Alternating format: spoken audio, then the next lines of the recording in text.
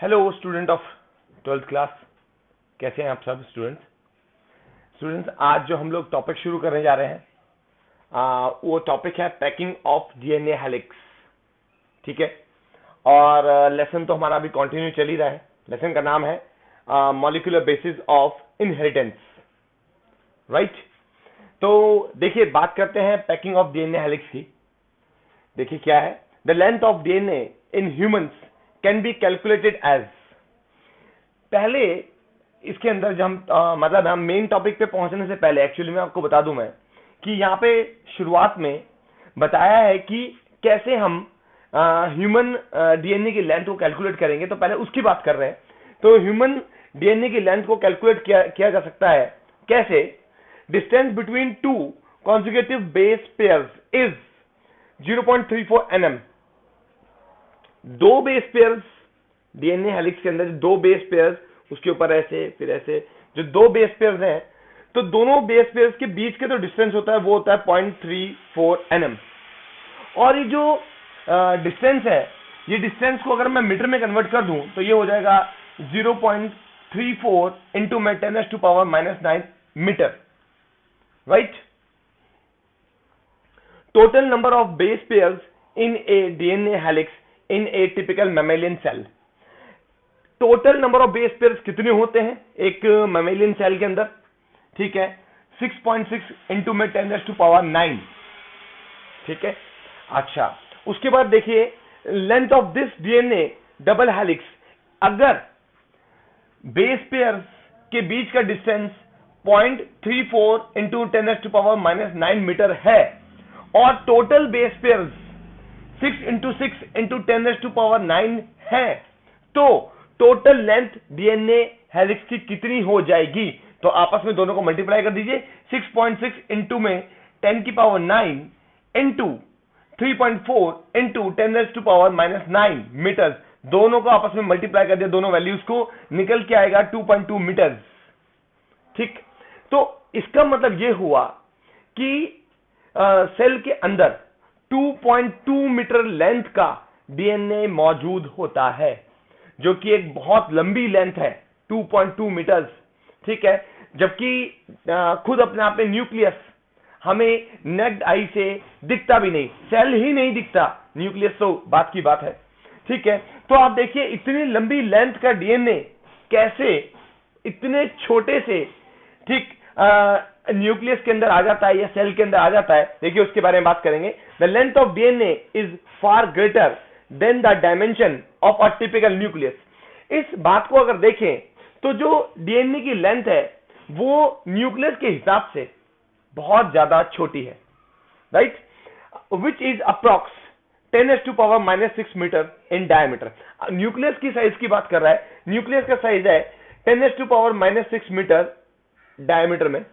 ठीक है, ये उसका डायमीटर होता है न्यूक्लियस का, और जबकि डीएनए की लेंथ 2.2 मीटर्स है। तो कह रहा है कि इतना ये कैसे पॉसिबल है? ठीक है, तो देखिए क्या बोलते हैं, therefore there must be some special arrangement. ये पॉसिबल हो पाता है स्पेशल अरेंजमेंट की वजह से। ठीक है, देखिए क्या कह रहा है, must be possible, therefore there must be some special arrangement. इसका मतलब न्यूक्लियस के अंदर कुछ स्पेशल अरेंजमेंट है to accommodate such a long polymer in a cell of both prokaryote and eukaryotes। ठीक है, यानी कि प्रोकैरियोटिक सेल्स और यूकैरियोटिक सेल्स दोनों ही के पास कुछ स्पेशल अरेंजमेंट है कि इतने छोटे, ये अप्रोक्सीमेट वैल्यू है, न्यूक्लियस के अंदर इतनी लंबी लेंथ का डीएनए आ जाता है। तो how it can be possible?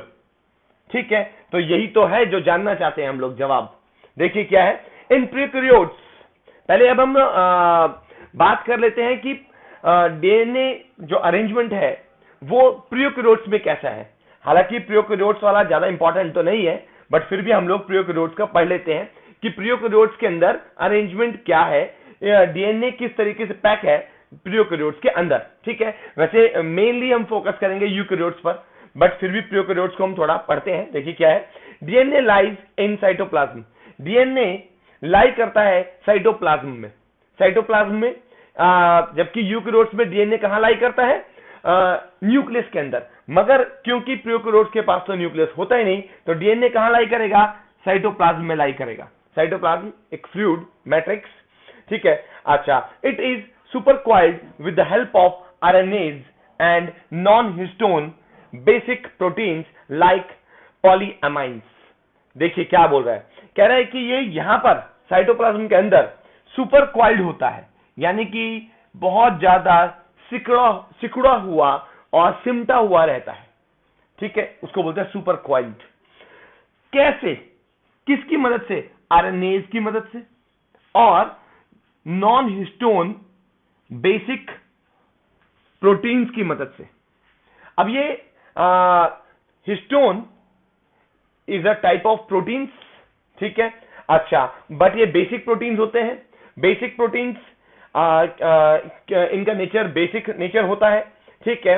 अच्छा, क्योंकि डीएनए का नेचर एसिडिक नेचर होता है, तो और प्रोटीन जो है वो बेसिक नेचर का है, नॉन हिस्टोन बेसिक प्रोटीन, तो तभी उन दोनों के बीच में कंपैटिबिलिटी बन पाती है और दोनों आपस में सुपर क्वाइल्ड फॉर्म में बन जाते हैं, लाइक का पॉलीअमीन। अब यहाँ पे उस प्रोटीन का नाम भी बता रहा है जो कि नॉन हिस्टोन बेसिक प्रोटीन है, उसका नाम है पॉलीअमाइन्स, ठीक है। अच्छा, पॉली माने बहुत लंबी चेन और अमाइन्स का मतलब हो गया आपका NH4, ठीक है। तो ये अमाइन्स मतलब बहुत सारे अमाइन्स से मिलकर के बना है नॉन हिस्टोन बेसिक प्रोटीन, ठीक है। तो इसकी मदद से और आरएनए की मदद से सुपर क्वाइल्ड फॉर्म में प्रेजेंट रहता है डीएनए, राइट। उसके बाद आगे बोलता है कि the compacted mass of DNA is called nucleoid. इस कॉम्पैक्टेड मास ऑफ डीएनए को क्या कहते हैं, न्यूक्लियोइड कहते हैं।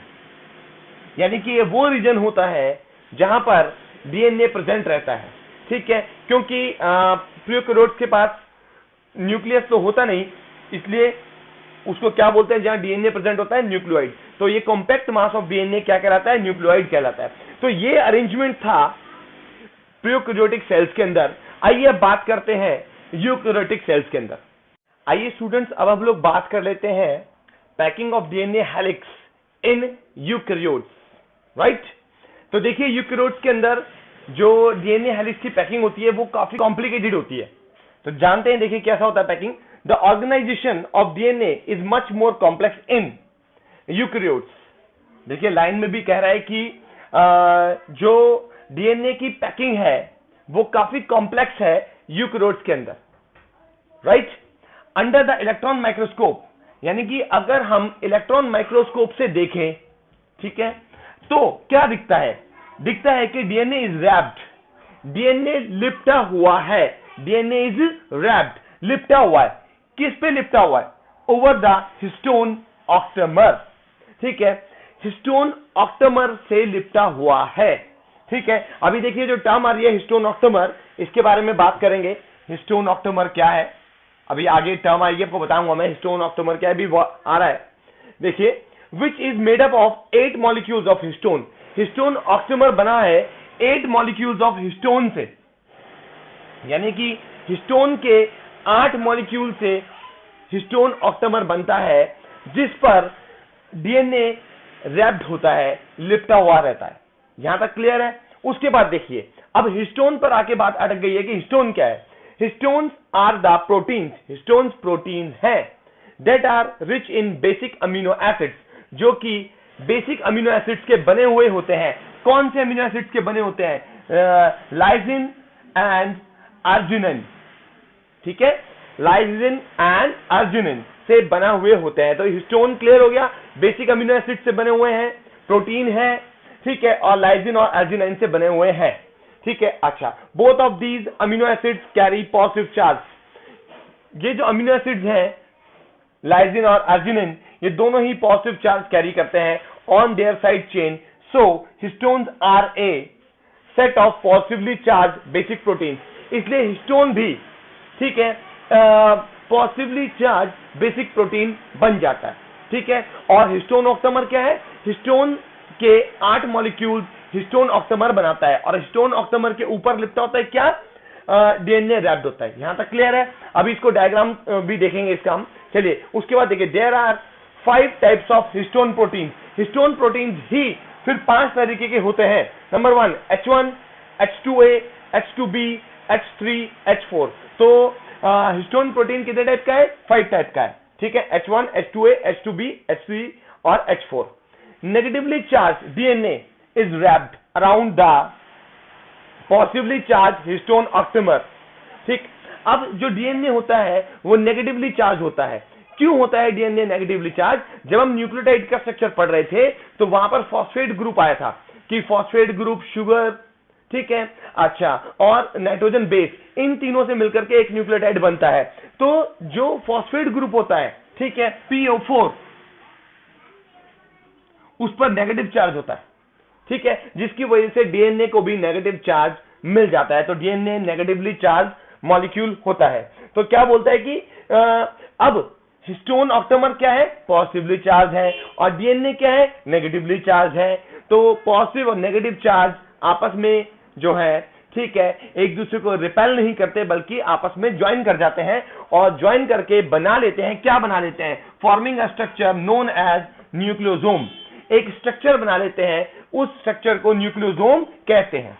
अच्छा, व्हेन H1 हिस्टोन, ठीक, अभी आपको ये बात क्लियर कर दूं कि जो मैंने आपको 5 हिस्टोन बताए थे, उन 5 हिस्टोन में से H2A, H2B, H3 और H4 हिस्टोन के 4 हिस्टोन और 4 हिस्टोन बैक साइड में, 4 आगे की तरफ और 4 बैक साइड में मिलकर के ऑक्टेमर बनाता है। तो H1 प्रोटीन या H1 हिस्टोन अभी रह गया, उसके बारे में आप बोल रहे हैं कि H1 हिस्टोन का यूज कहां है? व्हेन H1 हिस्टोन ज्वाइन, फिर H1 हिस्टोन ज्वाइन कर जाता है किसके साथ? न्यूक्लियोसोम के साथ। तब ऐसे स्ट्रक्चर को बोलते हैं क्रोमैटोसोम, ठीक है। अच्छा, अब आप एक बार अपनी स्क्रीन पर देखिए, आपके स्क्रीन पर एक न्यूक्लियोसोम का स्ट्रक्चर दिखाई दे रहा है। इस न्यूक्लियोसोम स्ट्रक्चर में आप बॉल्स देख रहे होंगे ग्रीन कलर की। जो ग्रीन कलर की बॉल्स देख रहे हैं वो एक्चुअली में हिस्टोन्स हैं। तो जो हिस्टोन की जो 4 बॉल्स दिखाई दे रही हैं वो एक्चुअली में H2A histone, H2B histone, H3 histone और H4 हिस्टोन है, ठीक है। और ऐसी बॉल्स पीछे की तरफ भी हैं, तो 4 और +4 8 हो गए और 8 बॉल्स को बोल रहा है हिस्टोन ऑक्टेमर, ठीक है। उसके बाद हिस्टोन ऑक्टेमर पे लिपटा हुआ है डीएनए प्रोटीन, वो अलग कलर से दिखाई दे रहा है, डीएनए लिपटा हुआ है, ठीक है। अच्छा, और उसके बाद डीएनए को हिस्टोन ऑक्टेमर पे बाइंड कर रहा है H1 हिस्टोन, यानी कि जो हिस्टोन ऑक्टेमर है उस पर डीएनए तो रैप्ड हो ही रहा है, उसके बाद उनको आपस में जोड़े रखने का काम कर रहा है कौन? H1 हिस्टोन, ठीक है। और इन सब के टोटल ओवरऑल स्ट्रक्चर को ही क्रोमैटोसोम कहते हैं। तो अब ये एक क्रोमैटोसोम का स्ट्रक्चर बन गया आपके सामने। अच्छा, देखिए कोई बात नहीं, अभी हमने एक क्रोमैटोसोम का स्ट्रक्चर देख लिया, अभी आगे और बात को समझते हैं। चलिए तो स्टूडेंट्स, अब आगे देखिए, आगे बढ़ जाते हैं। अभी आपने अपने स्क्रीन पर क्रोमैटोसोम का स्ट्रक्चर देखा है। एक्चुअली में वहां पर न्यूक्लियोसोम लिखा हुआ है, बट न्यूक्लियोसोम में मैंने आपको बताया कि जब न्यूक्लियोसोम के अंदर H1 हिस्टोन ऐड होता है जो कि सपोर्टिंग होता है, ठीक है, मेन ऑक्टेमर का पार्ट नहीं होता, तो तब वो क्रोमैटोसोम कहलाता है, ठीक है। तो अब आपको जो है जो अब आगे पढ़ लेते हैं, क्या है कि the chromatosome gives chromatin to its beads on string appearance, यानी कि जो क्रोमैटोसोम होते हैं, जैसे क्रोमैटोसोम कुछ इस तरीके से थे, मैं आपको बना भी देता हूं दोबारा से, ठीक है। ये कुछ इस तरीके की अपीयरेंस बन रही थी, ठीक है, ये इस तरीके की अपीयरेंस हो रही। तो ये जो है ये आगे चल करके फिर यहां से एक डीएनए की एक लाइन निकलती है और फर्दर फिर एक और, ठीक है, फिर ये फिर जाके क्वाइल्ड हो जाते हैं, आपस में जुड़ जाते हैं इस तरीके से।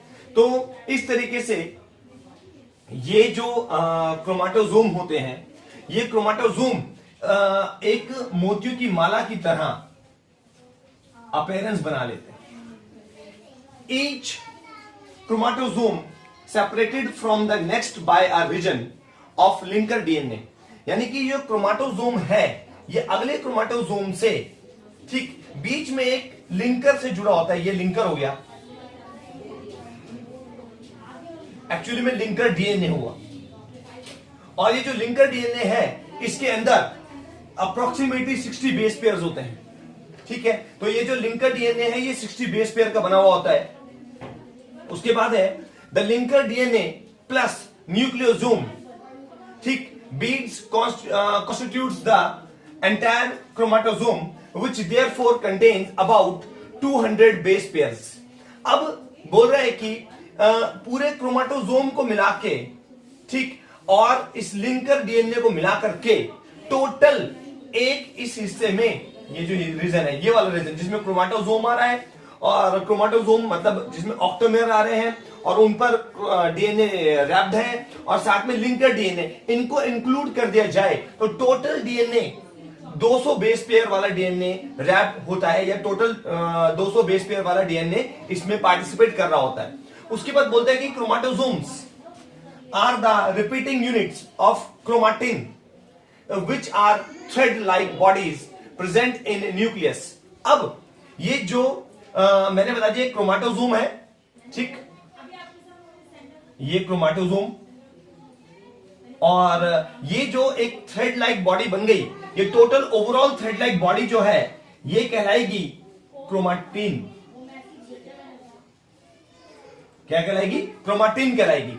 उसके बाद बोलते हैं कि क्रोमाटोजोम, अच्छा ये तो हमने देख लिया, thread like bodies present in nucleus, तो अब ये थ्रेड लाइक बॉडी ही न्यूक्लियस में प्रेजेंट होती है।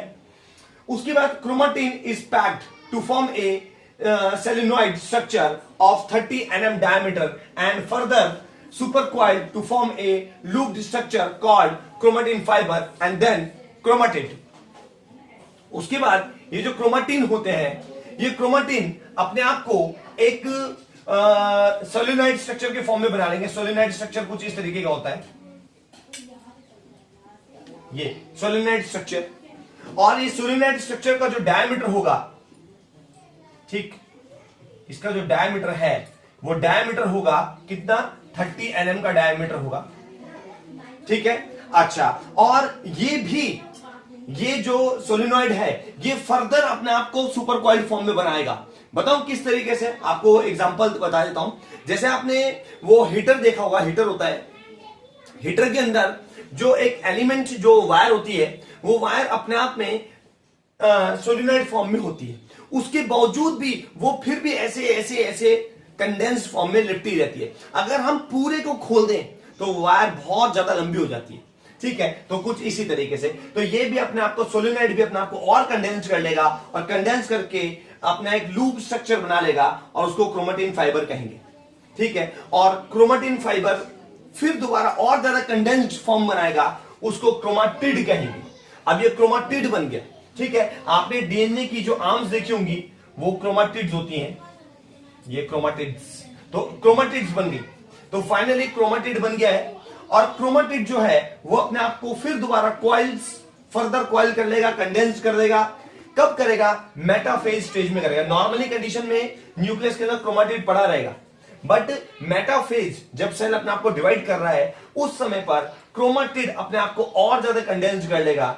ठीक है, यानी कि मेटाफेज जो कि सेल डिवीजन की एक स्टेज होती है, उस समय पर क्रोमाटिड अपने आप को और कंडेंस करेगा और फाइनली क्रोमोसोम्स बना लेगा।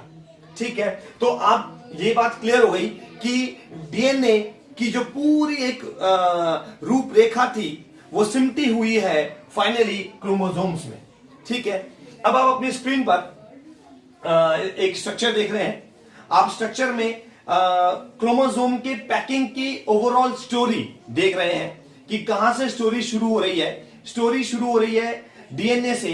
डीएनए के बाद डीएनए अपने आप को पैक कर लेता है ऑक्टोमर्स में, ठीक है, हिस्टोन ऑक्टोमर्स में, और एक अपीयरेंस बना लेता है, थ्रेड लाइक अपीयरेंस, जिस और ऐसा लगता है कि बीड्स ऑन स्ट्रिंग लगने लगता है वो, और फिर वो अपने आप को और कंडेंस कर लेते हैं। ठीक है, कंडेंस करते करते करते आप स्ट्रक्चर को ओवरऑल देखते रहे, वही जो टर्म्स हम यहाँ बीच में अभी पढ़ रहे थे वही सब टर्म्स आपको स्ट्रक्चर में भी दिख रही है। फाइनली जो है अपने आप को वो क्रोमोसोम स्ट्रक्चर के फॉर्म में बना लेता है। ठीक है, तो स्टूडेंट्स आज का जो हमारा टॉपिक रहा वो था डीएनए पैकिंग का। आई होप आप लोगों को टॉपिक समझ में आया होगा। ठीक है, आप लोग एक बार वीडियो को दोबारा से रिपीट करके भी देख सकते हैं और समझने के लिए। ठीक है, तो स्टूडेंट्स आज की वीडियो को हम लोग यहीं एंड करते हैं। Keep watching and keep learning. Thank you very much.